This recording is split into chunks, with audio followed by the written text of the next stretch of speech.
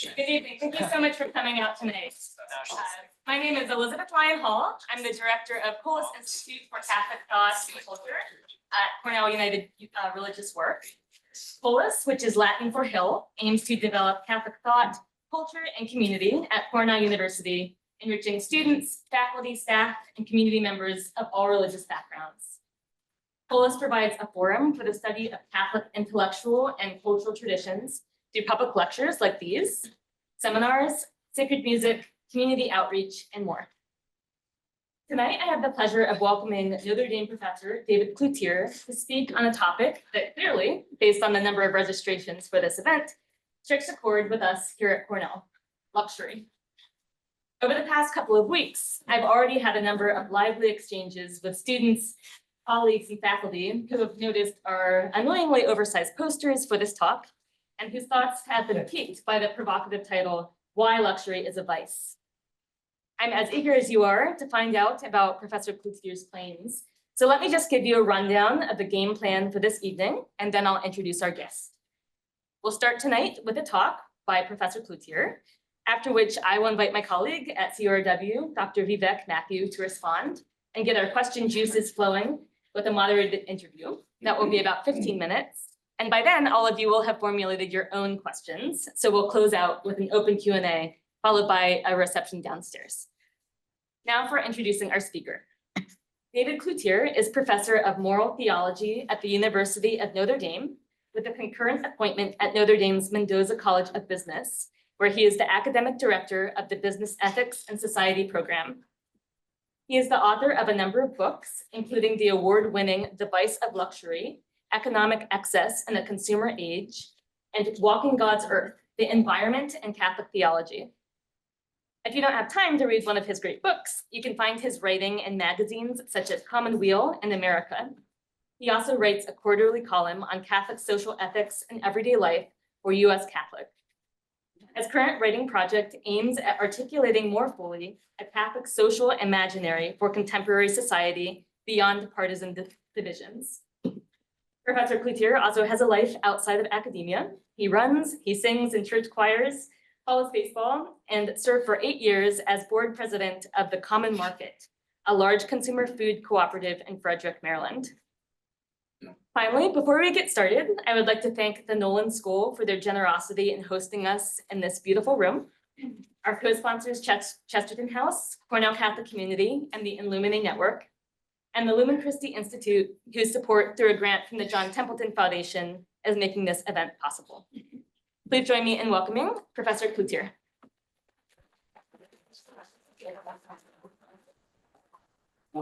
Thank you. It's wonderful to be here, and such great turnout, and the turnout online. What a beautiful place. I've never been to Ithaca or Cornell, and it is quite striking driving up from the Elmira Airport to see it like a city on a hill. A special thanks to Elizabeth because she has been a fantastic and exemplary host for this talk in terms of making sure that all of the arrangements have gone smoothly. So let me start my timer, and let's dive into this provocative topic. I think you know who that is, right?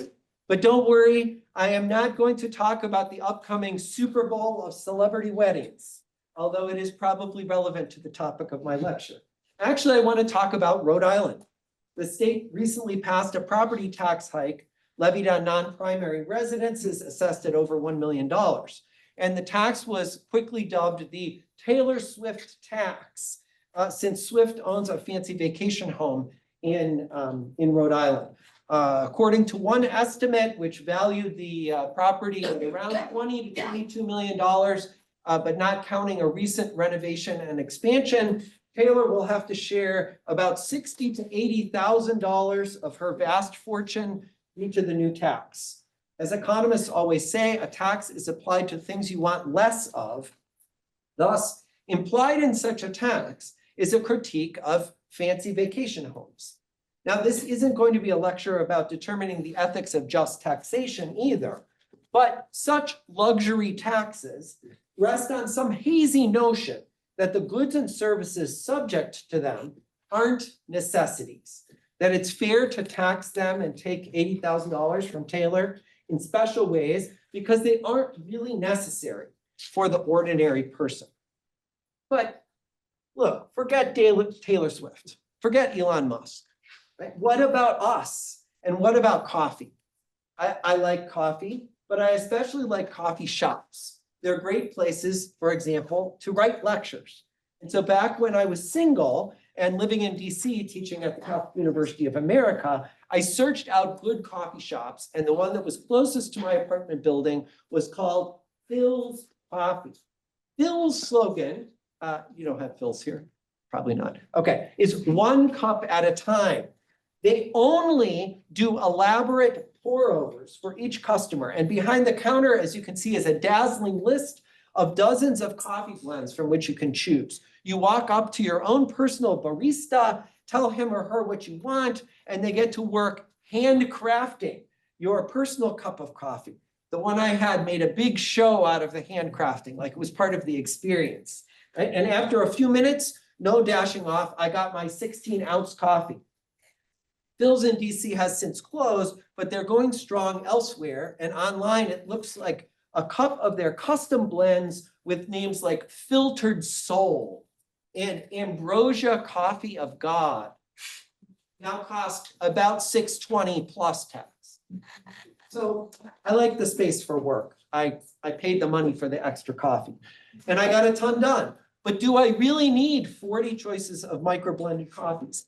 Is 1 cup at a time coffee really all that much more tasty than a fast turnover of urns of coffee on weekend mornings at a coffee shop? Why does Phil's Coffee exist as a viable business model when at other times people seem to complain endlessly about not having enough money? So maybe the problem isn't just with Taylor and Elon. Most of us are not Taylor Swift or Elon Musk. Indeed, none of us are those people. But many of us do live our lives with more wealth and resources than we need. What are we to do about that? Perhaps the core problem is that we don't know because we've lost language to express when it is appropriate to stop, when to say enough is enough. We're like the person, I love this line from Bill McKibben. He says, we're like the person who drinks 2 beers, feels great, and thinks that if he drinks 10 beers, he'll feel 5 times as great. We've lost a sense for a virtue commended by Pope Francis in Laudato Si. In the final chapter, he commends a virtue he calls sobriety. It's not about beer. He says happy sobriety, he calls it, is defined as the conviction that less is actually more. Such sobriety, the Pope says, is not a lesser life or one lived with less intensity. Rather, it is in fact a way of living life to the full. In what I take to have been the particular teaching gift of his papacy, Francis juxtaposes 2 images, one bad, one good. We get that in the gospel a lot, right? 2 striking images. One of a person who lives their life dipping here and there, always on the lookout for what they do not have. And then on the other hand, a person who lives a life with the ability to appreciate each person, each thing, learning familiarity with the simplest things and how to enjoy them. He sums up these people, even living on little, live a lot.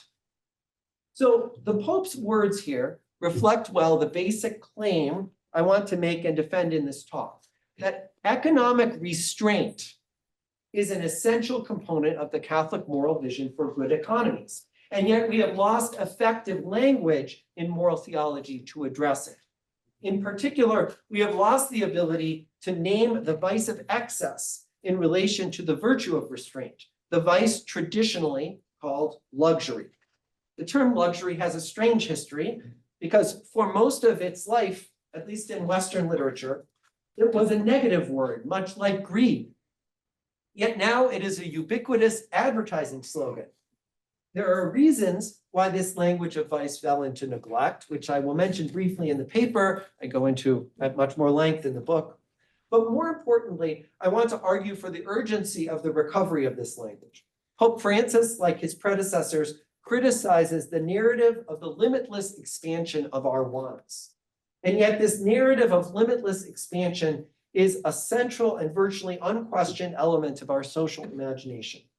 Historian Brad Gregory, my colleague at Notre Dame, argues that this vision, which he calls the goods life, functions as the only cultural glue which holds Western societies together amidst their hyper-pluralism, amidst their fragmentation. As Gregory puts it, there is an assumption that whatever people's beliefs about the life questions are, people in every culture from every political party will want more and better stuff.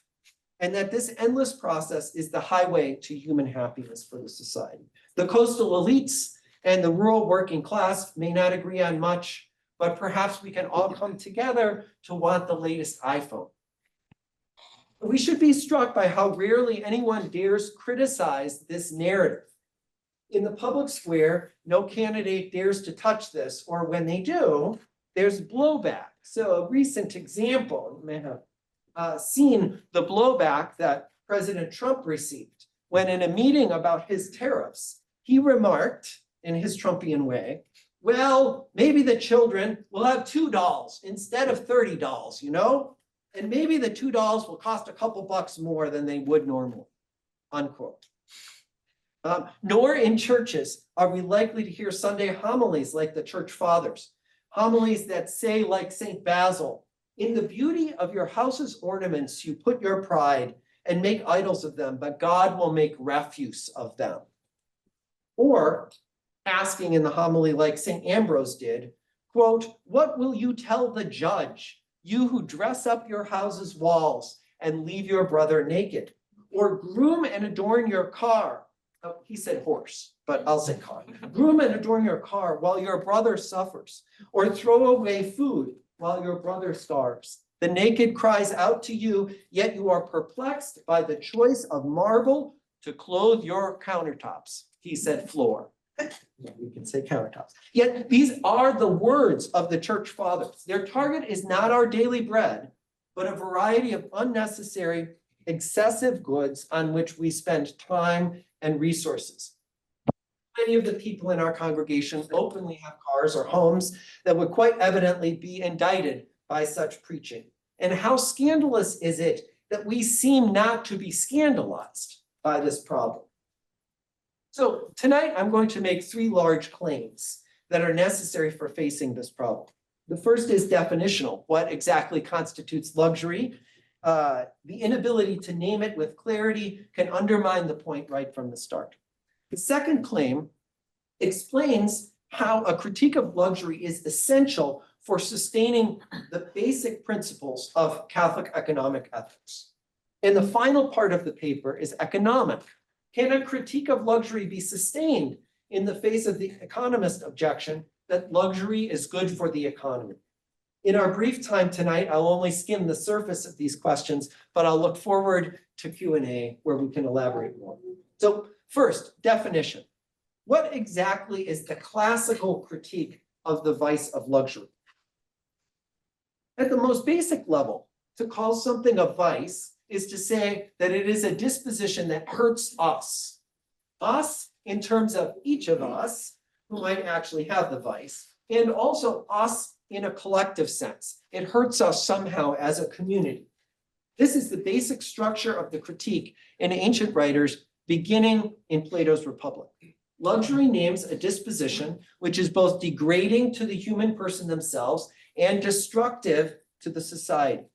It degrades the person because it allows desires to run beyond the limits set by human nature. Luxury involves wanting more in ways that are detrimental to our individual flourishing. To use a simple example, we all know that at some point, having more and more stuff forces us to take more and more time managing the stuff. We have too many things, and so it takes us 30 minutes to set up the lecture instead of 5 minutes. Research clearly supports the fact that when we have too many choices, we become less happy overall with whatever we are choosing.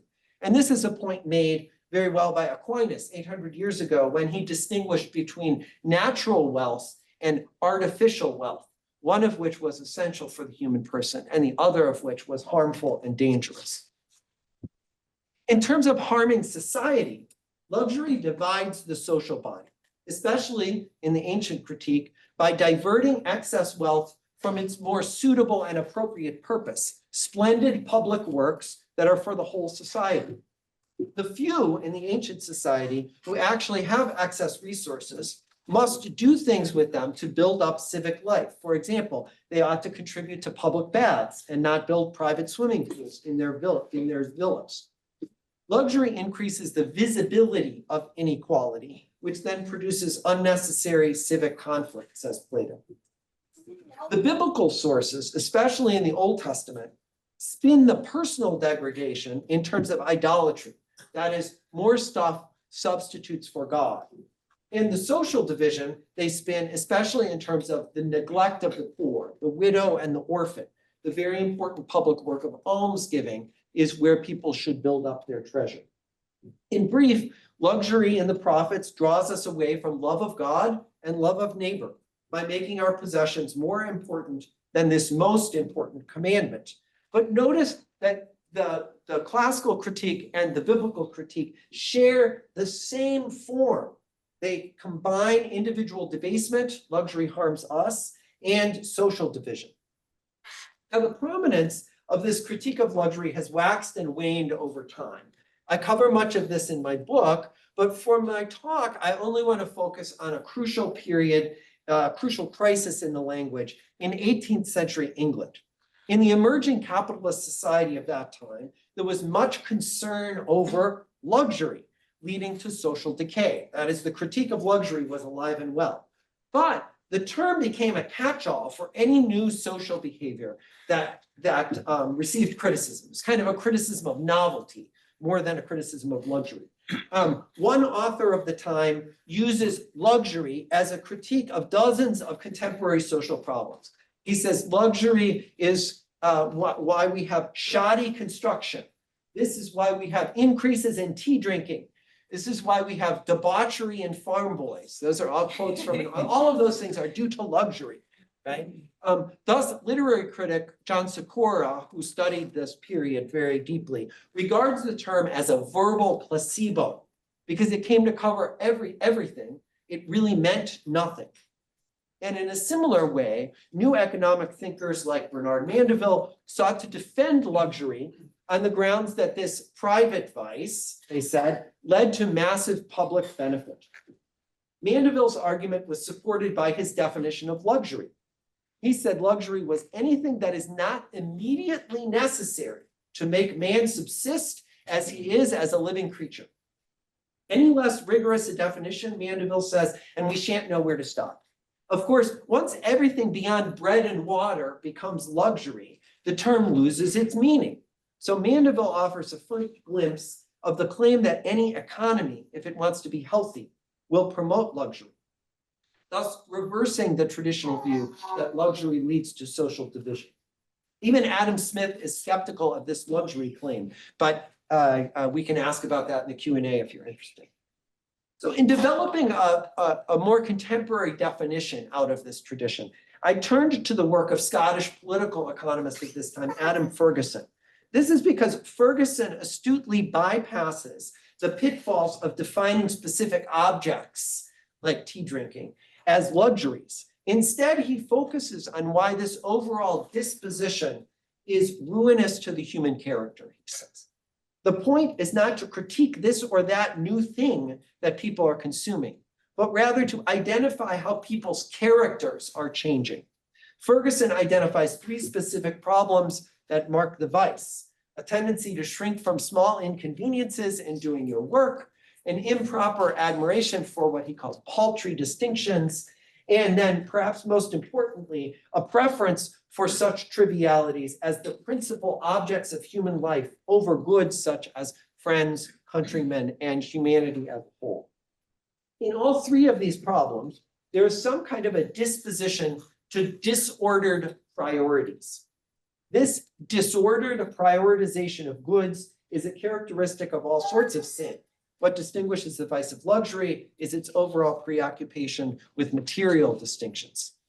Thus, In the book, I propose a definition of luxury as the disposition to use surplus resources for inordinate consumption of private goods and services in search of ease, pleasure, novelty, convenience, or status. Now, there's really two crucial elements of this definition. One is the recognition that the vice of luxury concerns choices we make about surplus resources. Thus, we must be able to retain some definition of the difference between what is good and necessary for our life and what is extra. And a good amount of the last part of my text is devoted to a lengthy, some may say tedious, exploration of our ability to make this distinction, which I'll talk about in a minute. The other crucial element of the definition is the notion of inordinate, which emphasizes, as Ferguson's does, that luxury is not simply seen in itself, but rather in terms of some kind of a disordered trade-off. It's not about too much per se, but about wrong ways of dealing with the situation of too much, making the wrong trade-offs. Not about having wealth, but about different dispositions for making use of that wealth.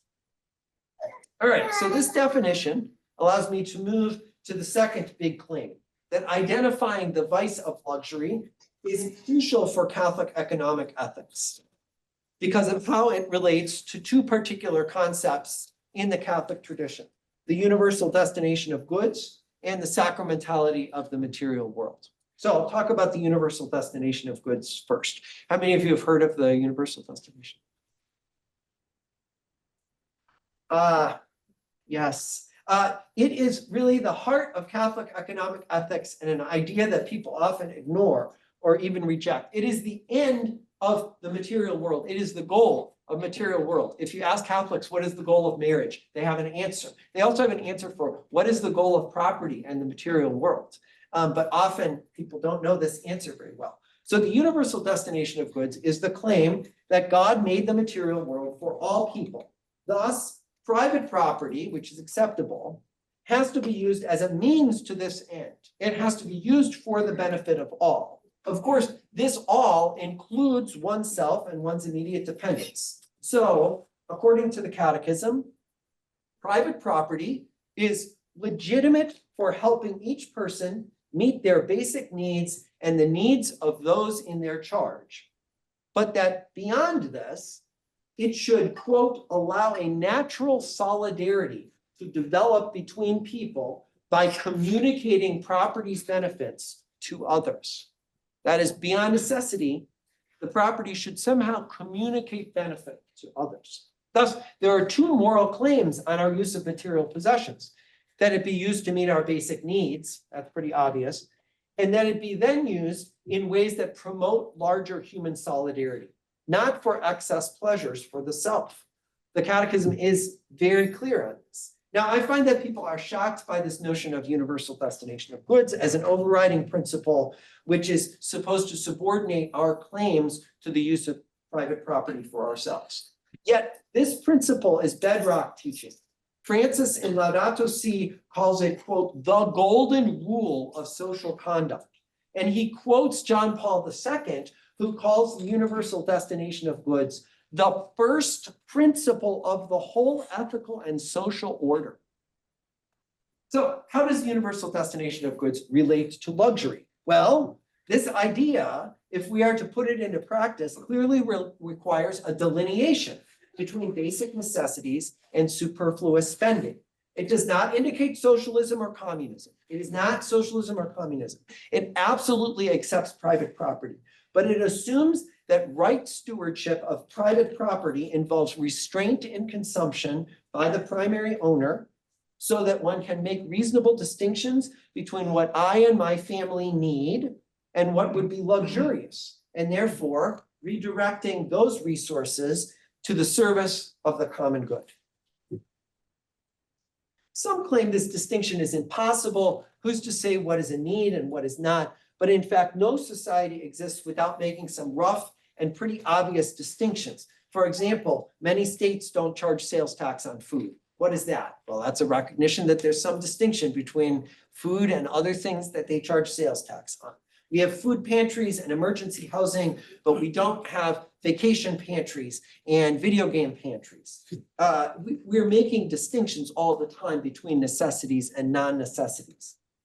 So in the book, I spent a lot of time looking at family budget studies, which have sought to determine things like a living wage, also part of Catholic teaching, by making this distinction. A living wage needs some kind of an account of necessity in order for it to be viable.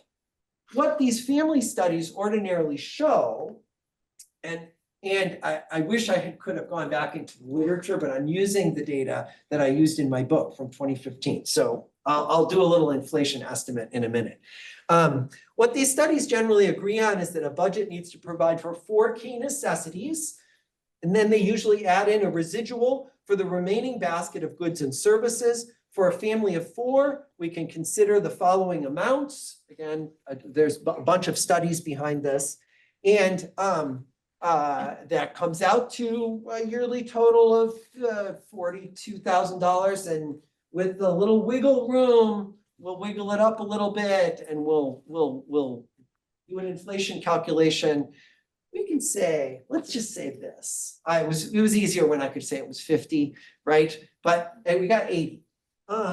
This is meant to be a discussion starter, not a discussion stopper. The point is, by naming a number, we can start to engage the question of how is it that people who, for example, make $15 an hour, and therefore they're making $30,000 a year for their household, how do they live if we think that necessities require $80,000? And especially it's difficult in our society because many other households who perhaps make $150,000, as we'll see from the Wall Street Journal's articles, may feel as though they're economically pinched, like they're just getting by or something like that. So unless we start to engage the ranges of these numbers, I think it becomes impossible. Everybody is middle class. This is the famous American axiom. Of course, I would stress here, the vice of luxury can't be defined by a monetary amount. I'm not naive. It requires the virtue of prudence because individual situations vary greatly. Cost of living, blah, blah, blah, right? But my overall point is the need to wrestle with the moral importance of prudently naming necessity so that we can follow the principle of the universal definition of goods. The point is not to give away all the rest, but rather to consider the moral responsibilities that we bear because of the rest.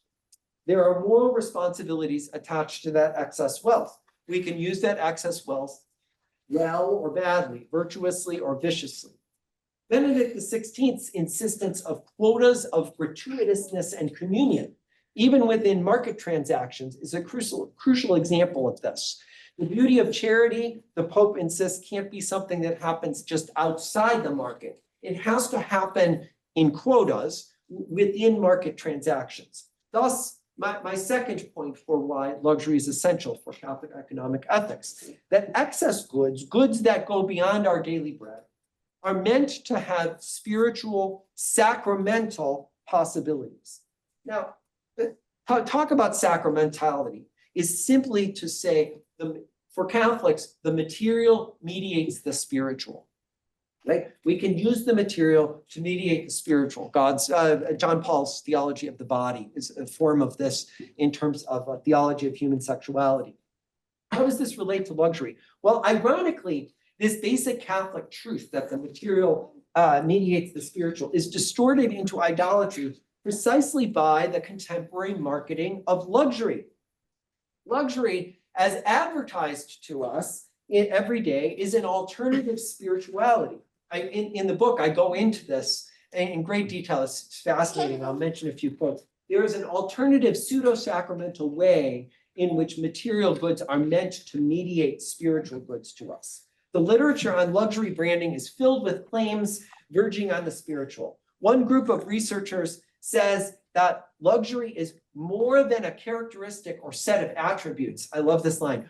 No matter how hard you look at a Cartier bracelet, you won't be able to identify what makes it a luxury product. No matter how long you look at the body and blood of Christ, you won't be able to see it, but it's like magic. It doesn't mean quality. It's about selling some kind of a feeling or emotionally satisfying experience. One piece of literature says that it corresponds to a dream, and that dreams do not necessarily need to be satisfied because they exist outside time and last forever.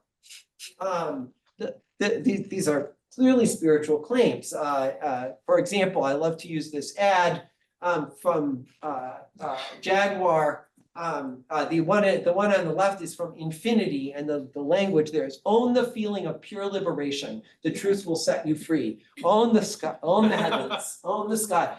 How alive are these are spiritual claims that are being forwarded here about these products. Now, this marketing of pseudo-transcendence is most strongly associated with truly elite brands, but many more ordinary products follow on the same path in order to achieve a pricing premium from us. I already talked about Phil's. Many authors talk extensively about Apple and the way in which Apple has managed to create a product that demands a certain kind of premium by endowing it with a certain magic, and then also endowing it with a certain kind of communion with other people. There's a quote from someone in the marketing literature that says, if they see someone without an Apple phone, they know that they're not cool or that they don't have money. So it's a signal of communion with others. And if we're thinking about transcendence and own the sky and communion with others, then I have to say, it sounds sacramental to me. Yet Catholics don't pay attention to these daily devotions in our midst. So what might be the alternative use of our excess wealth? Now, some of this, I think, involves paying more for necessities. A vision of the sacramental possibilities of economic exchanges and institutions and relationships is what Catholic social teaching calls for. Relationships that must counter the illusions set up by luxury goods and services. Pay more for real communion with others. The material really can mediate relationships with others and love of others if we pay them in ways that dignify their labor, for example. And I'd rather have Phil's coffee assure me that their coffee is fair trade. But more obviously, we can use our beyond necessity goods to foster genuine social communion in other ways. One way is obviously through investing in shared goods rather than private ones, libraries, parks. I mean, I drove past the Ithaca resale center. Boy, it was bustling. That is clearly a community hub, right? And it fascinates. Clearly quotas of gratuitousness going on there. A second is recognizing that there are times for celebration that can appropriately call for going beyond necessity. I call these in the book festival goods, right? Festival goods, like a wedding. There are times to go all out, although we can ask about the wedding industry too. But there are times to kind of go over the top. But the key distinction here is occasional. It's the habitual indulgence that not only ruins our appreciation of the material itself, but ruins us, makes us more and more focused on these paltry distinctions. The fact that we go on vacation at a luxury resort might not be a problem once in a while, but wanting our home to feel like a luxury resort would be a problem. Now, on to the third part, the realism. Won't this wreck the economy? Catholic economic ethics must take actual economics seriously, or else it is just sentimental platitudes. The Swiss economist Wilhelm Röpke has a quote that I want to put over our business ethics and society program door at Notre Dame. He says, economically ignorant moralism is as objectionable as morally callous economism. Right? So he's basically saying you can't have one without the other. You need to think ethics and economics together. And the rise of modern economics has made the above case against luxury easily dismissed as economically ignorant moralism. The conventional wisdom is that consumption is necessary for economic activity. Depressed demand means a depressed economy. Spending generates investment. That increases productivity, enhances overall welfare. Therefore, the message is spend on yourself for the common good.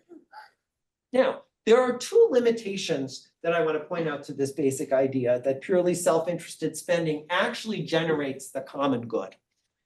Even economists point these out. One is the failure to distinguish the overall collective effects of different sorts of consumption. And two is the false belief that the productivity growth that we have benefited from in the last century, which really has lifted all boats, can just be repeated over and over again. For it is this productivity growth and not our spending itself that brings about the aggregate benefit. So let's talk a little bit about each of these.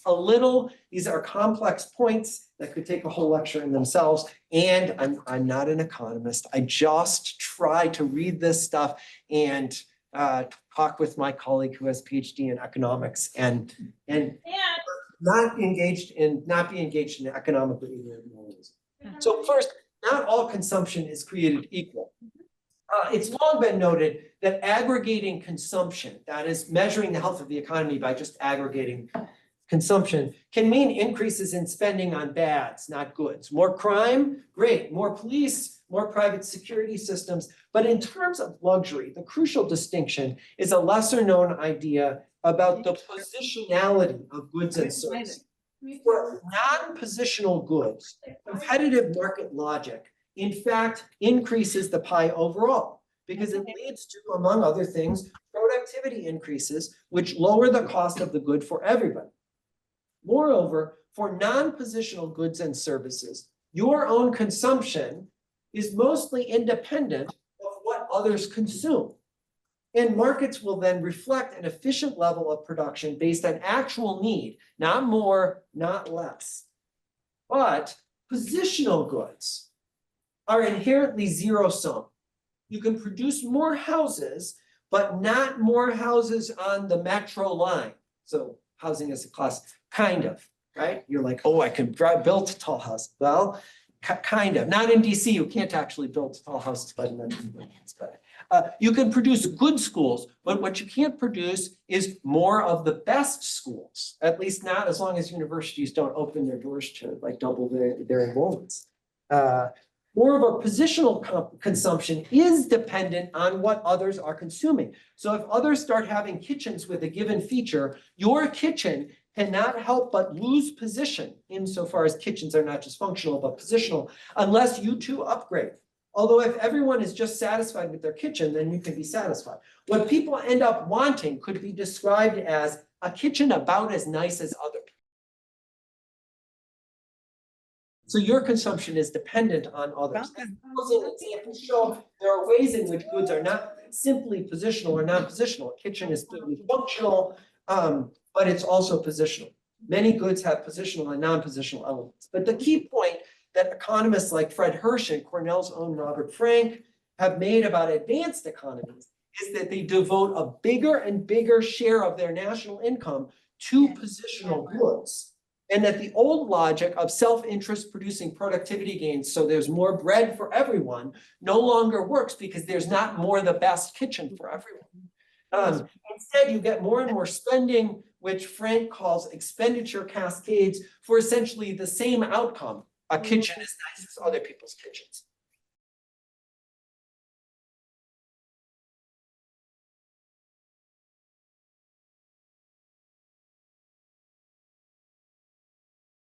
So I cannot but point out the most fantastic narration of positionality. Let me jump to.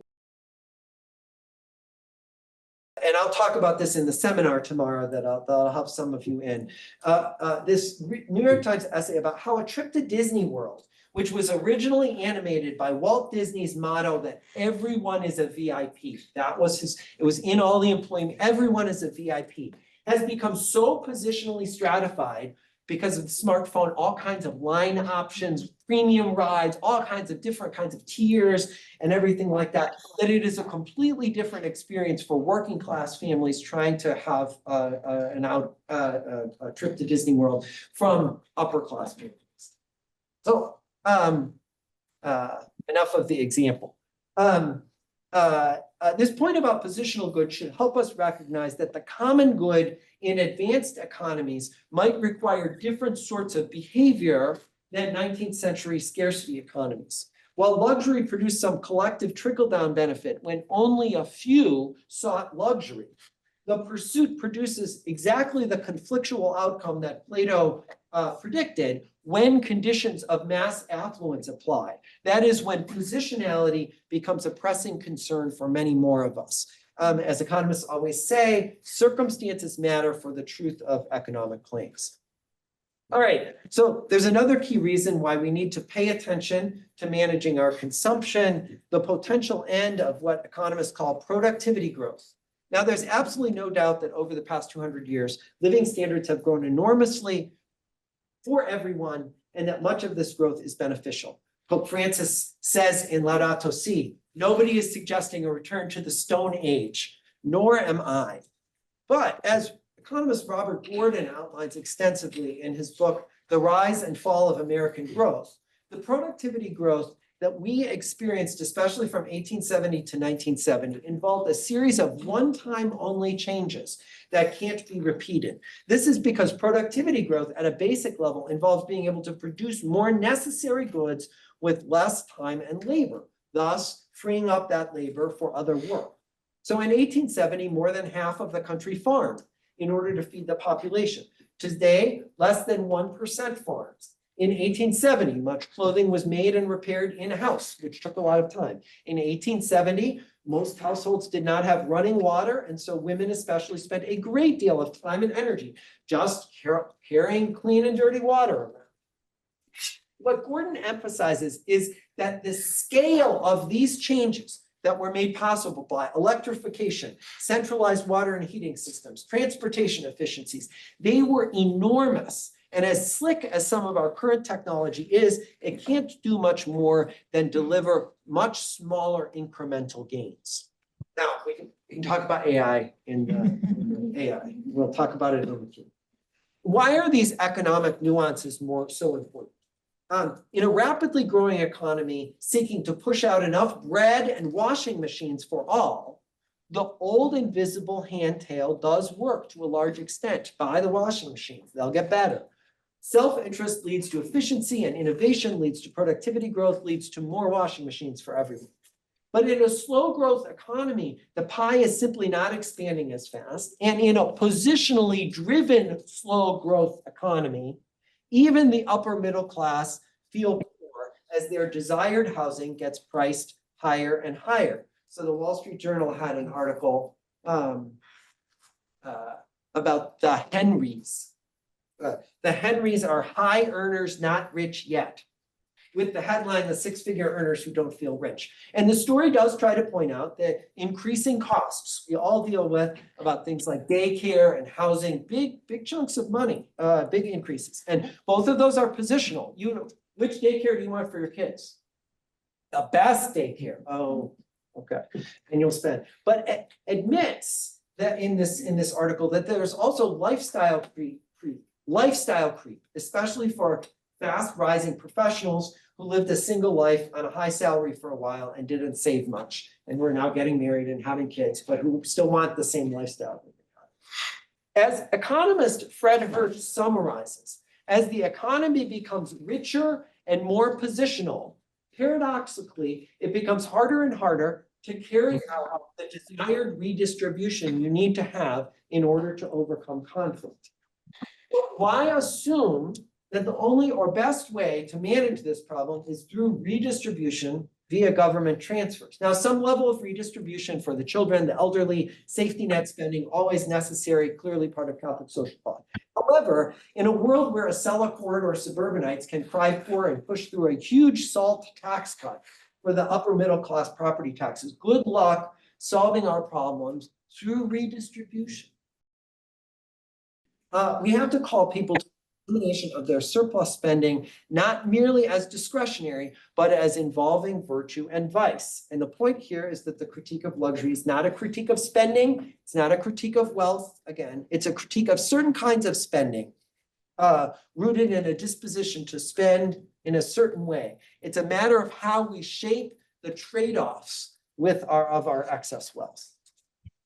Now, ultimately, it's difficult to have this conversation without some kind of a distinction like the one 20th century economist Stuart Chase proposed between wealth and ilth, or Arthur Pigou's distinction between economic welfare and social welfare, both of which rest on a recognition that wasteful, superfluous activities must somehow be distinguished from those that truly lead to what Catholics would call integral human development. All this is to say simply that we need a conversation about what our economy and the goods that we consume are doing to us, to each of us as individuals, and to us collectively as a society. Evidence from happiness studies often suggests that past a certain point, more and more material goods don't make us happier. Evidence also continues to mount that we can't just go on expecting more and more from markets, from an expanding welfare state, and particularly from the planet, our common home. There's no law that forces us into the vice of luxury, and no law will simply get us out of it. What pushes us into it? Well, I've outlined some social forces. We can talk about the weakness of sin that's in all of us, even children. But there are social counter forces too. MasterCard, I didn't put up the old MasterCard ad. The best things in life are free or priceless, but for everything else, there's MasterCard. And within ourselves, we continue to find joys, not when we accumulate, but when we unburden ourselves from these pursuits and pour our lives into higher things, into family, into the arts, seeking truth, praising God in non-positional communion with others. All right, so I want to end with a confession, it's kind of a sourpuss lecture, right? These are three people whom I would consider among my spiritual heroes from my very youth.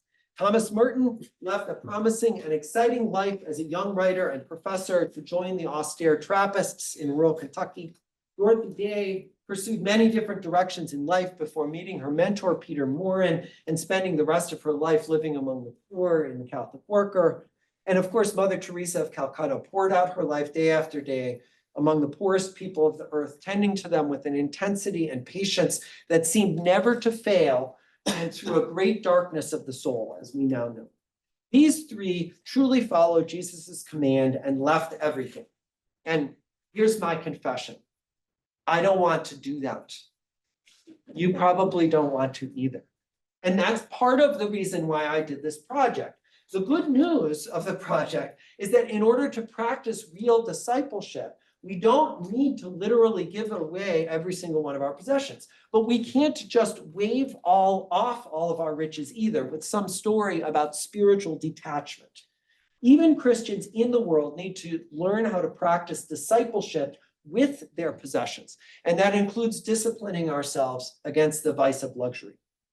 Turning away from that, we can be liberated to see how even in our daily economic lives and relationships, we can use our goods for something else, for exchanges of grace, for what Benedict calls quotas of gratuitousness and communion, and eventually build up a different kind of economy, a sacramental economy rather than a luxury.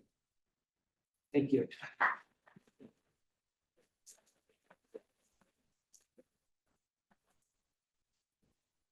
David, thank you so much. Thank you. I'd like to introduce our respondent, Dr. Vivek Matthew. Vivek is the director of Chesterton House, a Center for Christian Studies at Cornell. And Vivek is one of those amazingly talented people with countless degrees and expertise in many, many things. I'll just name a few. So after majoring in computer science at Princeton, he spent 8 years in quantitative finance on Wall Street before returning to Princeton for seminary studies. He then jetted off to Oxford to study philosophy, came back to the States, did a PhD in philosophy here at Cornell. And now he's doing amazing work at the Chesterton House. So I'm really grateful for your participation in this event and to help us start to think through what we've just heard. So I'll turn things over to you, and guys, if we just grab a couple of those things to be selected.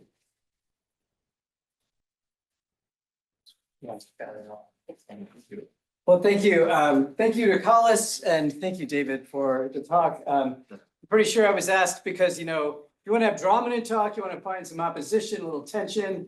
let's call it a Protestant guy who works on Wall Street to respond to the Catholic Hastings Prize. And so unfortunately, though, I found myself reading the book and I highly recommend it and really agreeing with almost all of it. And so it put me in this bad position where I was telling my wife, like, I find this book very convincing and irritating at the same time, for obvious reasons. Like, it's Look, like, it's a library copy. Hooray! Sharing. shared use of goods. Sorry about that. But it is very persuasive over in the main. And so a lot of the themes I'm gonna touch on are actually, they're treated more fully in the book.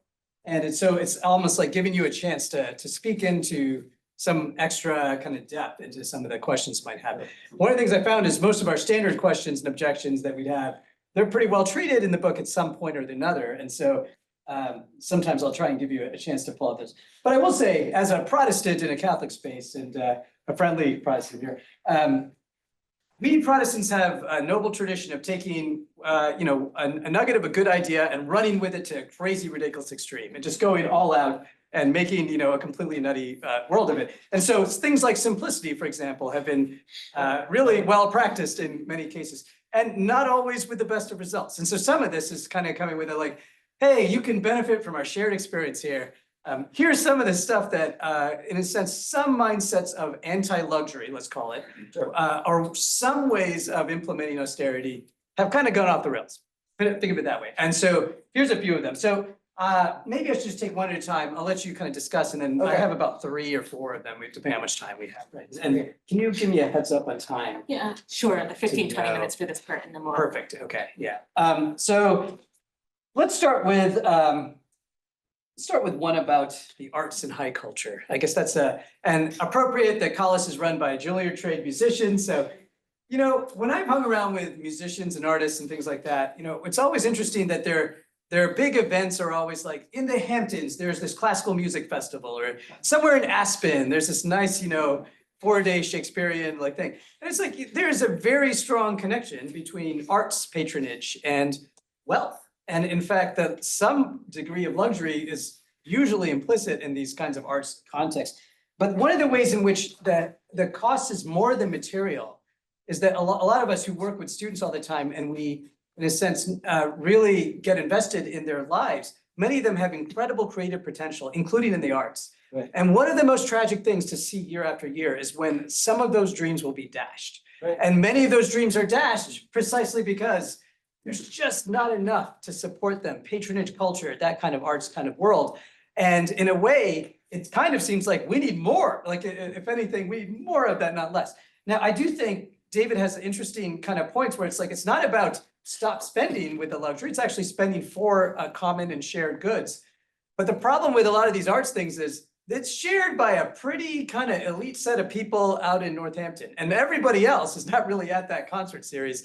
And there's a way in which it's going to kind of remain cloistered off among people of means. And so one of the questions to open up is, what do you say to, in a sense, the tragic dimension of people who cannot find enough kind of support for their creative and artistic endeavors, precisely because it seems it's so dependent on wealth? And if we cut back on luxury and that sort of impulse, could that inadvertently even make it worse?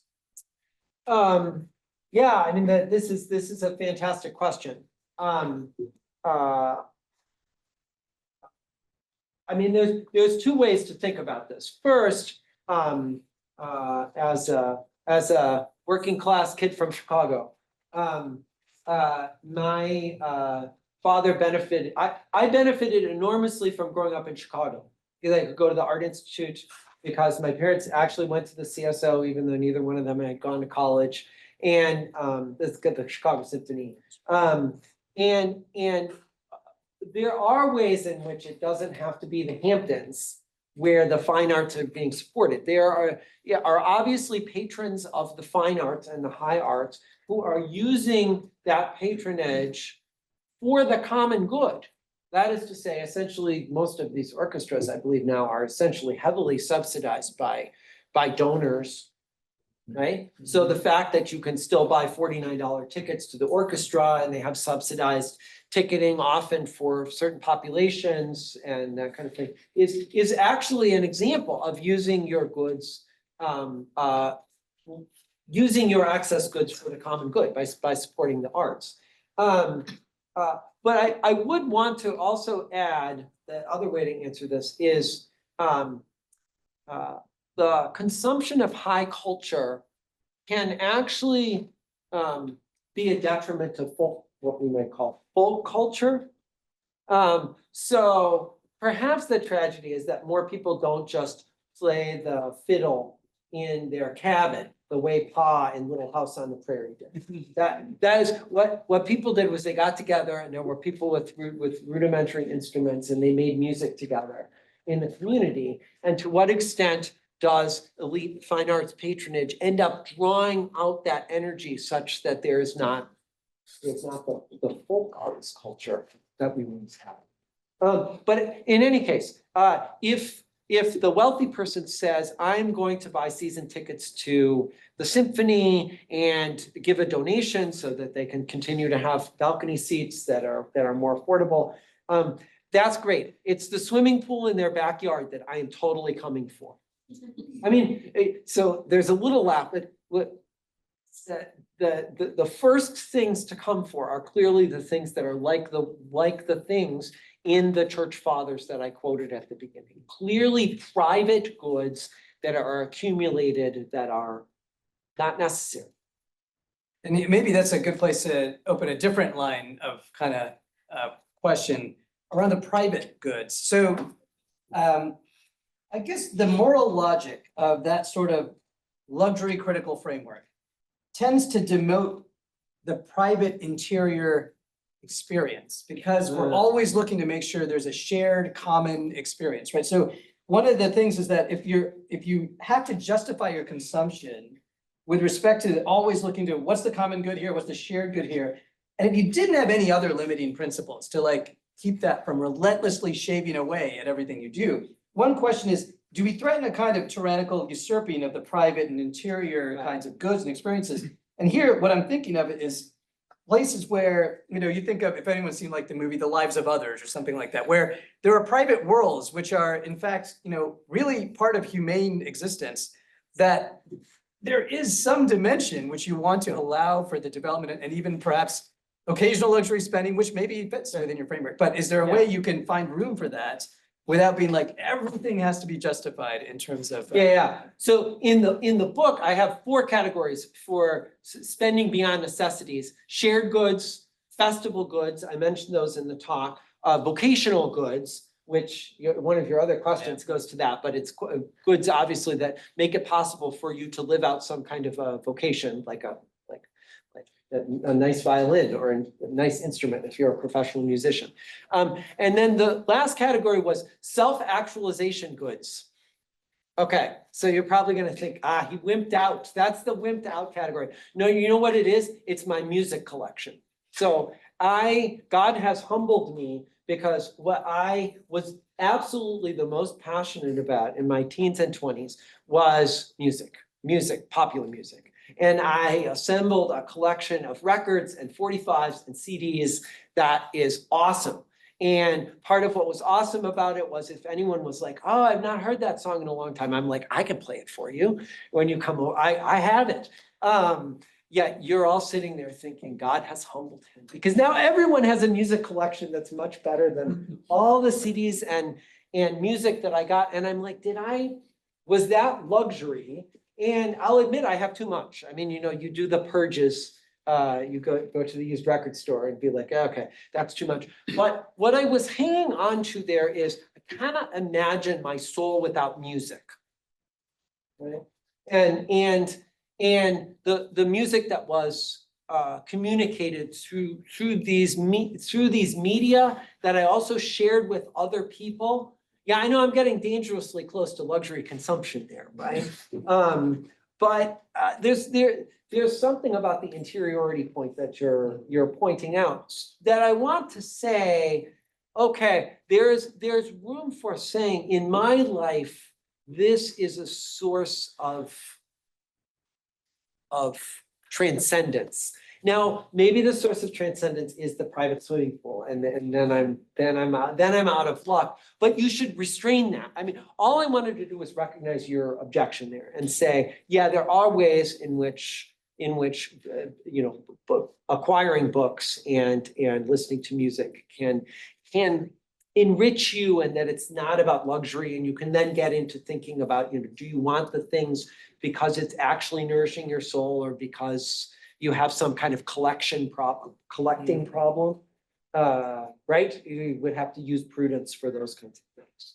Well, I mean, and this is related to, you in the book talk a lot about this, so I'll invite you to say a bit about, but you talk about David Hume's own kind of objection around, look, there's some kinds of cultural refinement that just involve, it's a sort of civilization, it's a mark of civilizing taste or something.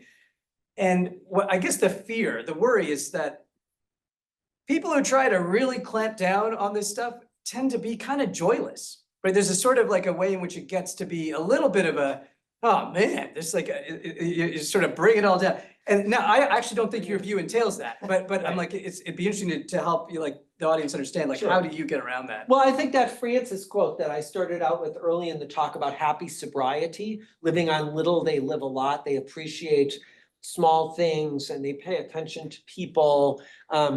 They learn familiarity with what's around them. They come to cherish particular objects, so that they don't just need to accumulate objects, or in fact, the way our consumer society usually works is you don't cherish objects. The point of objects is to dispose of them regularly, right? And get the newest cell phone. So I think that there is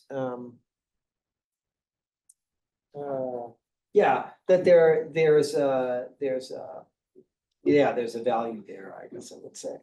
And you could extend that to, I mean, to treat material goods in a sort of overly devalued way might be also like inordinate, right? So there's a way in which recognizing the goodness of created reality, the Sure. actual kind of productive genius of humans, it's not Sure. always going to be counting as vicious luxury, I assume. Stinginess is also a vice. That will be the next book.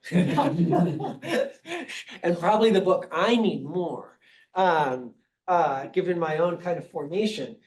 So stinginess, but also, yes, a preoccupation with these matters is also a problem. But I think it's very difficult in a society where we have the amount of wealth and goods to not be preoccupied, to not pay inordinate attention to these kinds of things.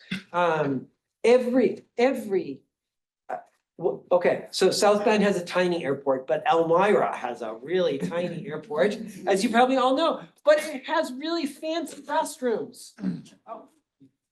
And South Bend just remodeled the restrooms in their little airport. Why? Okay. Okay, it's interesting way to go for it. I didn't know you go for that. It's shared. That's your target. I mean, it's a shared good, but we have to, what there are there's certain kinds of standards, right, that we come to expect as adequate in our public bathroom facilities. And again, the bad side of this is outhouses for everyone, right? Nobody's is suggesting a return to the Stone Age. The point of the paper is to get us to think about, do we have a language to mark excess that doesn't just mark out Taylor Swift and Elon Musk, right? I mean, in a sense, that's the underlying takeaway, is if our critique of the rich is only about the uber rich, which means people richer than we are, then we've missed something. We need some way to make that apply to our own lives and figure out how to make judgments about restraint. And then what that restraint is, well, I just like people to start thinking about it, and it's not going to be the same for everyone. Now, another place in the book that you have an interesting kind of surprise, I thought, was you allow that maybe in developing economies, particularly poorer nations that are really just starting out, there actually may be economic benefit at the very least for promoting more rather than less luxury spending. And I wanted to extend that a little bit further, because certainly with international trade regimes that we have now, the luxury spending that happens here is directly connected immediately to what happens in Shenzhen or in India and these places. And on a personal level, like, so my family, we have a lot of like missionaries in India, mission doctors actually, working in rural places for generations, and they have been sacrificing great amounts to help the poor and all these things. Right. And yet, in our lifetime, my father's over there, we have seen tremendous change in India come really when a whole bunch of global capital trade flows come in. And you're like, oh, so it turns out when all the multinationals come in and people are making things and there's a lot more imports and exports, suddenly the mass amount of starvation that we would, the abject poverty that you would have seen were really despairing. And so it makes you wonder, well, is it that actually we do need to buy some iPads over here and we do need to actually get some stuff that is then going to trigger in your Amazon purchasing cart a bunch of factories in India starting to make things because they're in that zone where they're underneath the regime where all of a sudden luxury spending becomes much more, in a sense, negative social externalities. Well, yeah, I mean, so that, I agree with all of that, right? It's not, I want to put it, it's not an anti-market critique. It's not a socialist critique. It's actually saying you're going to get socialism unless you address this problem. I want to say, so I think what you're saying is right. And the challenge that we tend not to, want to confront is to what extent is this process not, it's not, I mean, well, one way to think about what you're saying, I won't say tariffs. I didn't talk about tariffs except that one Trump remark. One way to think about one way to think about global free trade is that what American spending has been doing is helping to develop this India and China. And it has, and that's real. But to what extent can that continue, either in terms of environmental issues, in terms of the sustainability of the American economy, or the sustainability of the global trade flows? Well, I think all of that is like a real question.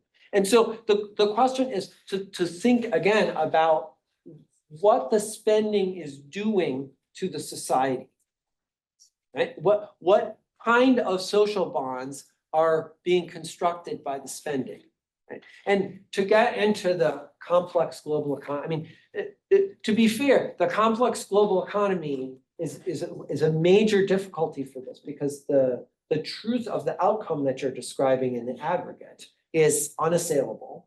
But clearly a lot of people don't like it. Yeah.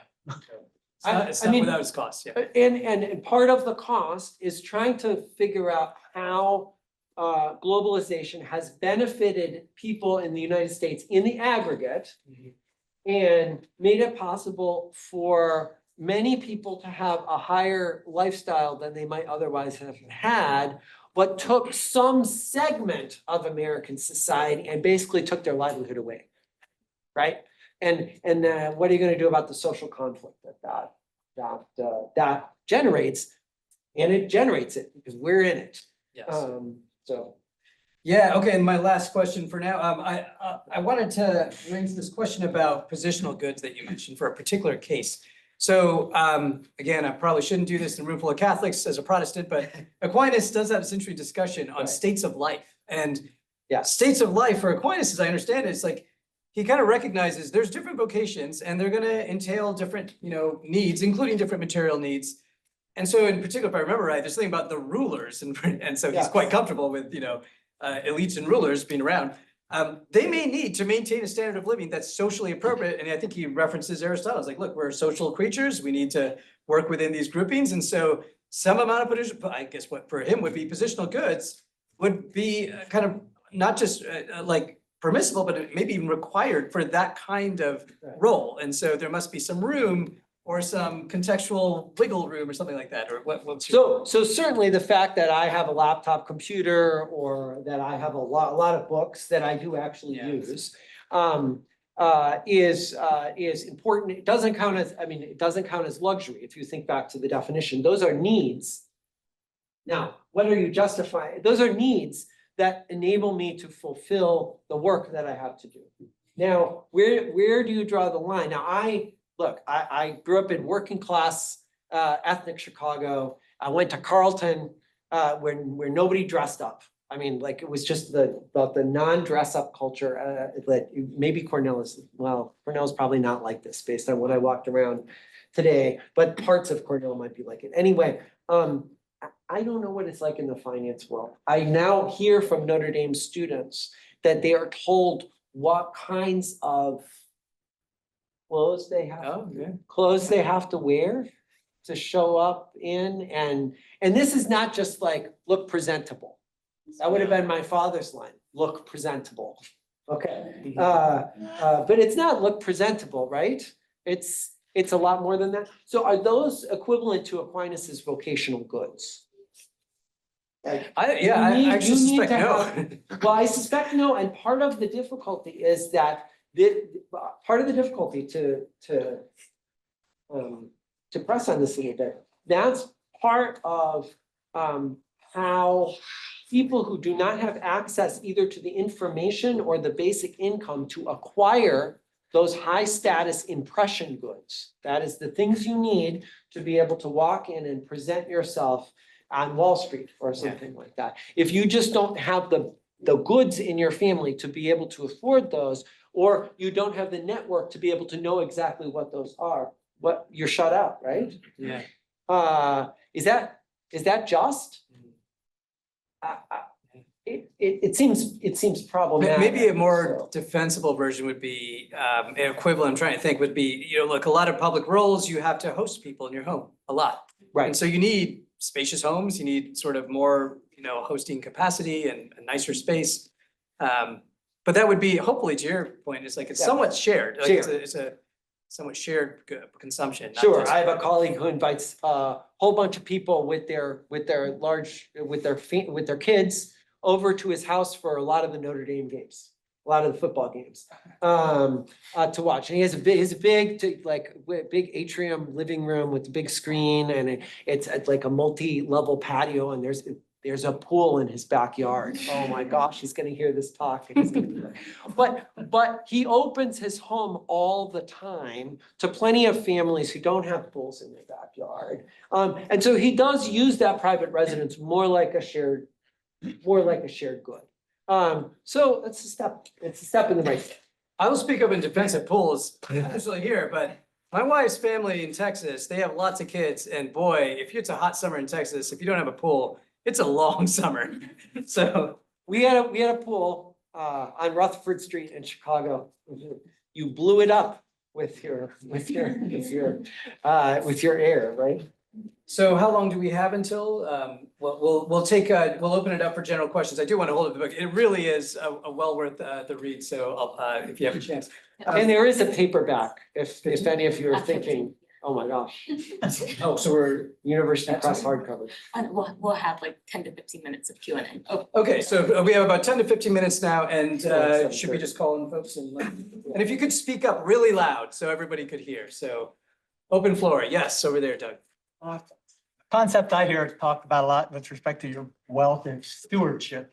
Uh, How does that tie into what you're saying? Yeah, I think it ties in very powerfully. I mean, at the heart of what I'm saying, right, is that we have a responsibility with all the material resources that we happen to inherit, earn, however we acquire those material resources. We have a responsibility to steward them.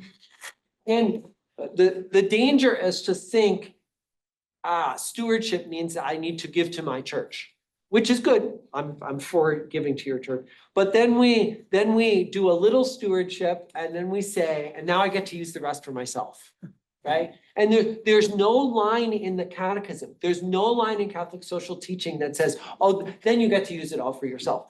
It's never there. All of it needs to be stewarded, right? And then you can think about how to steward it, right? Which could be having a large home where you host lots of people regularly for common events that build community. Okay, that could be stewardship. So good question. Thank you. Question in the back, yeah, Gene. So most of the discussion so far that you've given for us, which is very, very great, is centered on this ethic as it applies to individuals. But my understanding is that the church does teach that collective bodies can also own property.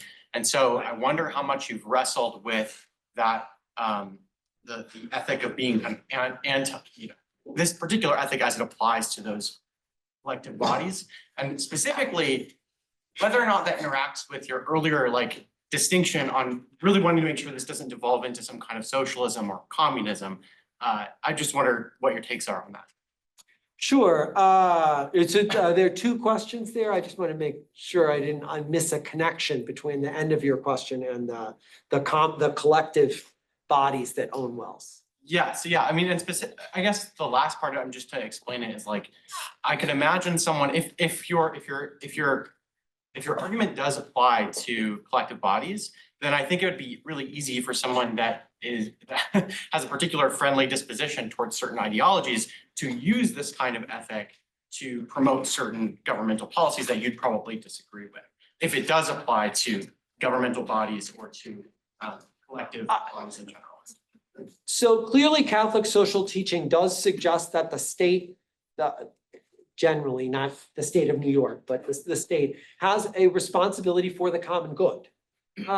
What it also suggests is that the primary means by which the universal destination of goods happens is by work and private stewardship, by work and private property, work and ownership, right? So I could go more deeply into the way the Catholic social tradition talks about this, but the idea that we have responsibility, and we meaning actual agents have responsibility, is important essential to the Catholic social teaching. Now, that does mean that corporations, for example, or universities do have collective responsibilities for their wealth. I thought at first your question was about Notre Dame's endowment, which is really big. This is really big. It has a lot of collective wealth. Should it steward it in this kind of way? Absolutely. Ecclesial institutions face an even higher bar. They have to be stewarding it in ways that are actually supporting solidarity and the common good in various ways. Now, collective institutions have the advantage of being collective, so therefore they are, in a sense, using the wealth for some kind of shared benefit. This is like kind of a half-formed thought, but have you explored how essentially our increasing consumerism is driving a global economy? That's clear, but what it has also done is, as you suggested, it's taken out local economy, right? So we used to produce things in this country, we used to make stuff, it employed people. As the global economy has grown, local economy has been decimated, and everything kind of looks the same everywhere. Local communities are breaking down. And furthermore, I would say there's an effect on quality. So, IKEA furniture and just cheap crap that people buy because they're just buying more and more and more stuff. All of those play into, I would say, an actual lower quality of life.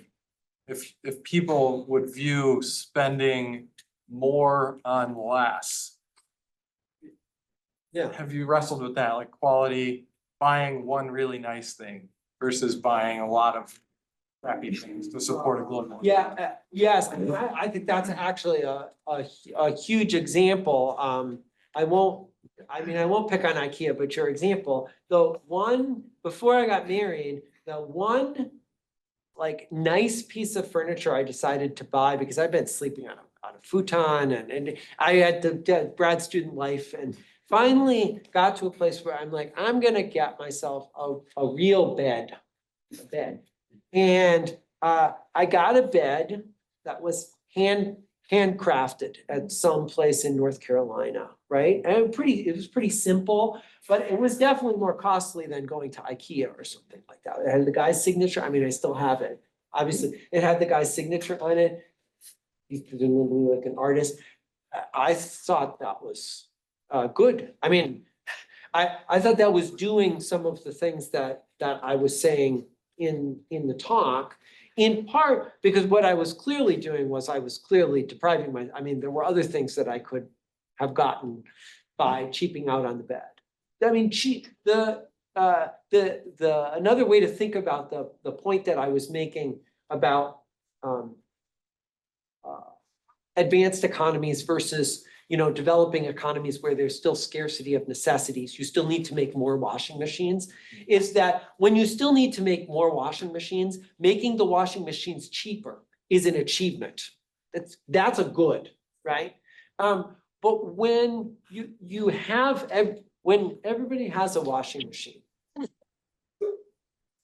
I'm using washing machines as an example because it's not Stone Age, but when everybody has a washing machine, what then? And why go for continuing to try to make things cheaper? Now, of course, the response to this is, well, what about those people who are making $15 an hour? I agree. Those people are not the people who are indicted by this talk. I mean, they themselves may aspire to some kind of lifestyle, right? That is in this talk, but many of them do not. They're not worrying about this. They're worrying about how to pay for their groceries and medication. There's lots and lots of people like that. And especially when you teach at elite universities, it is so easy to forget that vast amounts of the American people are not indicted by this critique, because almost anyone who works and most people who attend elite universities, there's something in here that bites, right? So I wanted to bite, but I also wanted to bite because I want folks who are making more money to think about how is it that our economy could redirect flows to people who are doing necessary work for our economy, work that we all rely on. How is it that they can get paid enough that they don't have to trade off their medications and their food, for example, right? Okay, I'll stop because We have time for one more. How about you over the far end there? Thank you for the talk, Professor. So as you were presenting, I was thinking about who decides what's luxury and what's a common good. As an Right. urban planner, I would argue that private car ownership is a luxury because 98% of the time a car is underutilized. You can see at a parking lot, most of the time cars are underutilized, and I would argue that there is a need for a type of collective form of transportation. So who decides what's a luxury in a particular context yeah. versus a common good according to. So the question has to start with you, with the individual, because it is a question of virtue and vice. And so it's a question of your dispositions and then examining a bunch of circumstances in your life. The attempt to impose these things from above. There's a history of, it doesn't work, I'll just say, right? So first it has to be just asking the questions that I raised in the talk. How does this apply to my life? Are there pieces of my own resources that I could redirect, both in terms of the impact on myself and the impact on others, like with cars. But what you're pointing to is that we make quasi-collective decisions. No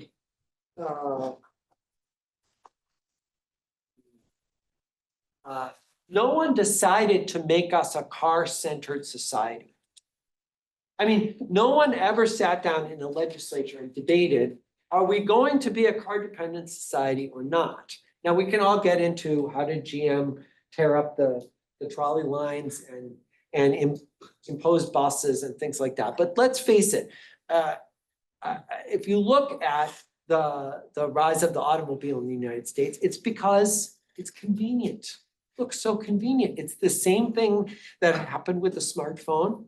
Now we are paying the price for smartphones, right? I think there's a high familiarity with this. And next, AI. I promised I would mention it, but clearly this is going to transform things. Do we want it to transform things? The problem is those are collective decisions, but on the other hand, they're kind of not collective decisions, right? Because we never actually sit down and have a plebiscite or something where we decide the kind of society that we want. So in a way, even the collective decisions, for example, about cars, they have to circle back to getting people to realize themselves that they don't want a car-centered life. I grew up in a walking neighborhood in Chicago. I finally have a house where I can walk to campus. I just had been in jobs where that was not viable before. And it makes me very happy that the car stays in the garage for a week and I don't use it. Now, that's underutilized, but I actually think obviously that's good because I'm not driving it around and contributing to traffic congestion. But we have to make people want that. If we just try to take cars away from people, I think it works poorly. All right, and with that, we'll give a big hand to Professor Claudier.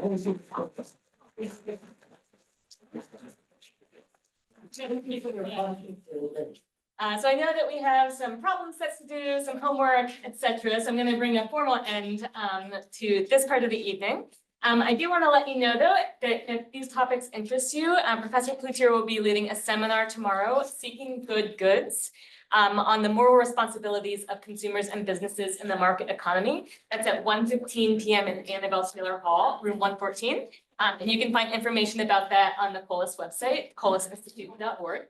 So I wish you a good evening and please join me in thanking again Professor Cloutier for this.